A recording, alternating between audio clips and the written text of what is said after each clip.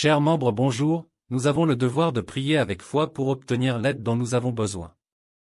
Il y a un avertissement de notre Sauveur que tous les saints de Dieu devraient observer, mais que, je le crains, nous n'observons pas comme nous le devrions. Essaie de toujours prier et ne pas nous relâcher, voir Luc 18 verset 1.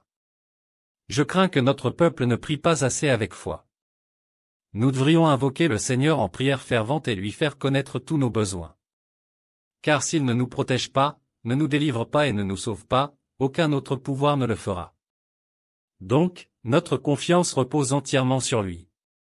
Par conséquent, nos prières doivent monter nuit et jour aux oreilles de notre Père Céleste 3. Les habitants de la terre ne se rendent pas compte de l'effet et de l'avantage de la prière. Le Seigneur entend les prières des hommes, des femmes et des enfants et y répond. La prière a plus de pouvoir, beaucoup plus, de faire venir les bénédictions de Dieu que presque quoi que ce soit des autres quatre. Quand le monde se dresse contre le royaume de Dieu en ces derniers jours, les saints doivent-ils avoir des craintes? Non. Il y a une chose que nous devons faire et c'est prier Dieu. Tous les justes l'ont fait, même Jésus, le Sauveur, le Fils unique du Père dans la chair, a dû prier, depuis la crèche jusqu'à la croix, sans interruption. Tous les jours il a dû invoquer son Père de lui donner la grâce pour le soutenir à l'heure de son affliction et pour lui permettre de boire la coupe amère. Il en a été de même de ses disciples 5. Tout ce que nous avons besoin de recevoir et d'utiliser, il est de notre devoir de le demander au Seigneur.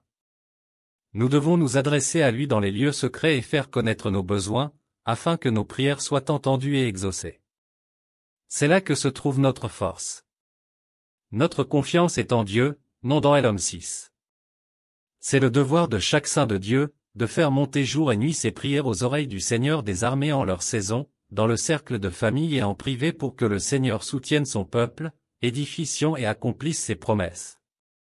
J'ai plus de foi en la prière devant le Seigneur que dans presque n'importe quel autre principe sur terre. Si nous n'avons pas foi en la prière à Dieu, nous n'avons pas grand-chose de commun avec lui ou avec l'Évangile.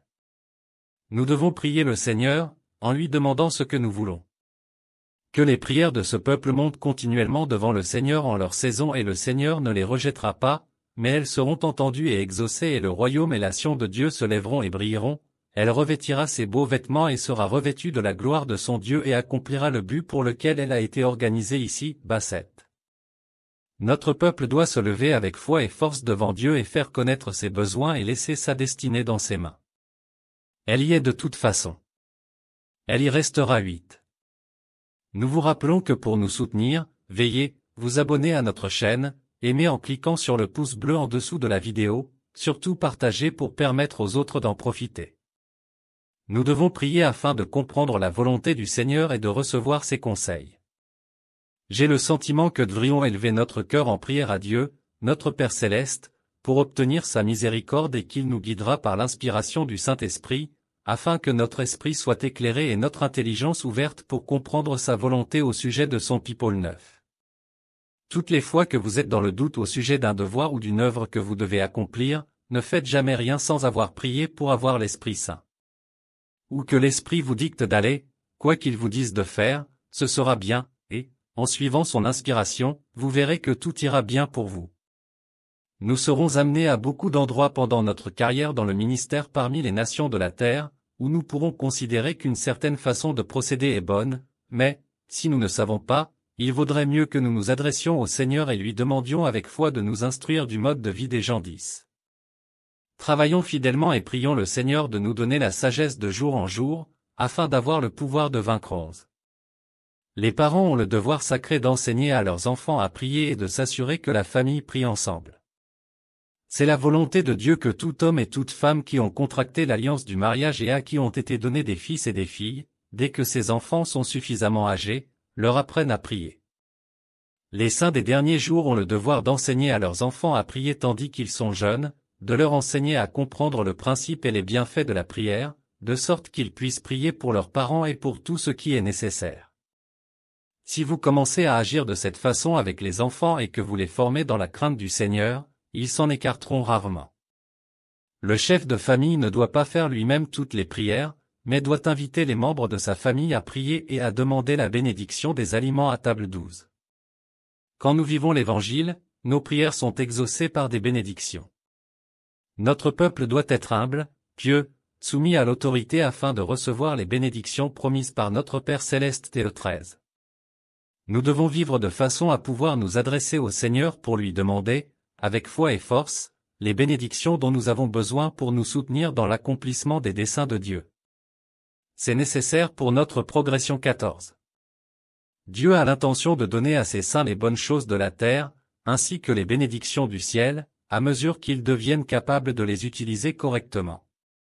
Bon nombre d'entre vous ont appris à prier, aussi, ne manquez pas de faire en sorte que vos prières montent aux oreilles du Dieu des armées, et il vous entendra. Mais les bénédictions du ciel ne s'obtiennent et sont contrôlées que selon les principes de la justice. 15. Nous n'avons pas de temps à perdre pour nous préparer pour ce qui est à venir sur la terre, et qui veut perdre sa couronne, sa gloire et son espérance de vie éternelle qu'il a eue par le passé en recevant l'évangile de Jésus-Christ? Aucun de ceux qui ont reçu une part de l'Esprit de Dieu. Levons-nous et magnifions notre appel et œuvrons devant Dieu jusqu'à ce que nous puissions obtenir l'Esprit Saint et jusqu'à ce que nos prières déchirent le voile de l'éternité et pénètrent dans les oreilles du Dieu des armées et soient exaucées sous forme de bénédiction sur notre tête. 6. Élevons à présent la voix devant le Seigneur, nous te bénissons, Dieu notre Père, ami des hommes, toi qui as envoyé ton Fils unique dans le monde, pour qu'en prenant chair de la Vierge Immaculée, il devienne notre Sauveur, notre frère premier-né, semblable à nous en tout, excepté le péché. En contemplant sa face, l'Église découvre ton visage de bonté en recevant de sa bouche les paroles de vie, elle est remplie de ta sagesse en allant jusqu'au fond de l'amour de son cœur, elle est elle-même brûlée du feu de l'Esprit Saint dont il a voulu que la terre soit enflammée, en contemplant son corps immolé sur la croix, elle vénère son sang précieux qui la purifie en proclamant sa résurrection, elle participe d'avance à la gloire qui lui est promise. Nous te prions et te supplions, Seigneur, qu'en vénérant cette image du Christ, tes fidèles aient en eux les sentiments mêmes du Christ Jésus.